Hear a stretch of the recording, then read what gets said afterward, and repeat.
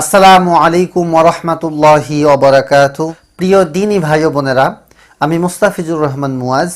আজকে আমি আপনাদেরকে খুব সুন্দর ছোট্ট একটি আমল শিখিয়ে দেব, যে আমলটি করলে আপনি কখনো অভাবী হবেন না। আপনার টাকা পয়সার মধ্যে বরকত হবে। আপনাকে টাকা পয়সার জন্য বা অন্য কোনো কিছুর জন্য কারো কাছে হাত পাততে হবে না। আপনাকে কারো মুখাপেক্ষী হতে হবে না। ইনশাআল্লাহ আপনি যে ইনকাম করেন সেটা নিয়েই আপনি শান্তিতে থাকতে পারবেন। আপনার রুজির মধ্যে আল্লাহ তাআলা বরকত দিয়ে দেবে। তো প্রিয় বন্ধুগণ, আপনি যদি সেই সমস্যায় থেকে থাকেন যে আপনার টাকা ইনকাম করতেছেন কিন্তু আপনার হাতে টাকা থাকতেছে না, আপনি অভাবের মধ্যে পড়তেছেন, সমস্যার মধ্যে পড়তেছেন, তাহলে আপনি এই আমলটি করবেন। ইনশাআল্লাহ আপনার এই সমস্ত সমস্যার সমাধান হয়ে যাবে। প্রিয় বন্ধুগণ, আল্লাহ তাআলার একটি গুণবাচক নাম আছে। নামটি হলো ইয়া গনিয়্যু।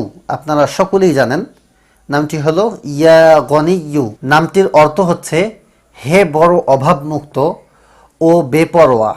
নামটির অর্থ হে অভাবমুক্ত ও বেপরোয়া। তো প্রিয় বন্ধুগণ, আল্লাহ তাআলার এই গুণবাচক নামটির জিকির করতে হবে প্রতিদিন। ফজরের নামাজের পর প্রথমে একবার দরুদ শরীফ পাঠ করবেন, ইস্তিগফার পাঠ করে নেবেন এবং আল্লাহ তাআলার এই গুণবাচক নামটি কমপক্ষে ৭০ বার পাঠ করবেন এবং ঊর্ধ্বে আপনি যতবার খুশি ততবার এই দোয়াটি পড়তে পারেন। কমপক্ষে ৭০ বার পাঠ করবেন। তো দীর্ঘদিন যাবত যদি আপনি এই আমলটি চালিয়ে যান তাহলে ইনশাআল্লাহ আপনার অভাব অনটন দূর হয়ে যাবে।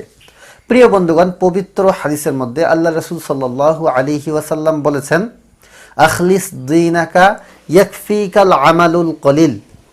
তোমার ঈমানকে খাঁটি করো, অল্প আমলেই নাজাতের জন্য যথেষ্ট হইবে। অল্প আমল যদি হয় আর সেটা যদি কোয়ালিটি সম্পন্ন হয়, সেটা যদি সুন্দর হয়, তাহলে আল্লাহ তাআলা এই অল্প আমলের বিনিময়ে নাজাত দিয়ে দেবেন। আপনার যত সমস্যা আছে আল্লাহ সমাধান করে দিবেন। তো এই জন্য বন্ধুগণ, খুব সুন্দরভাবে ধীর স্থিরভাবে যখন আমলটি করবেন তখন আপনার সমস্যার কথাগুলো আপনি আল্লাহর কাছে তুলে ধরবেন, মনে মনে সুন্দরভাবে জিকির করবেন, ইয়া গনিয়্যু ইয়া গনিয়্যু ইয়া গনিয়্যু। এভাবে যখন ৭০ বার পাঠ করা হয়ে যাবে তারপরে সুন্দর করে আল্লাহ তাআলার কাছে দোয়া করবেন যে আল্লাহ, তুমি আমাকে যে রিজিক দিছো এই রিজিকের মধ্যে আমি বরকত পাচ্ছি না। কামাইতেছি কিন্তু কামাই আমি ধরে রাখতে পারতেছি না, আমার শেষ হয়ে যাচ্ছে, আমি মানুষের মুখাপেক্ষী হচ্ছি।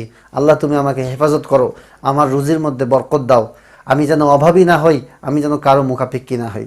তাহলে ইনশাআল্লাহ যদি আল্লাহ চান অবশ্যই আপনার সমস্যা সমাধান হয়ে যাবে এবং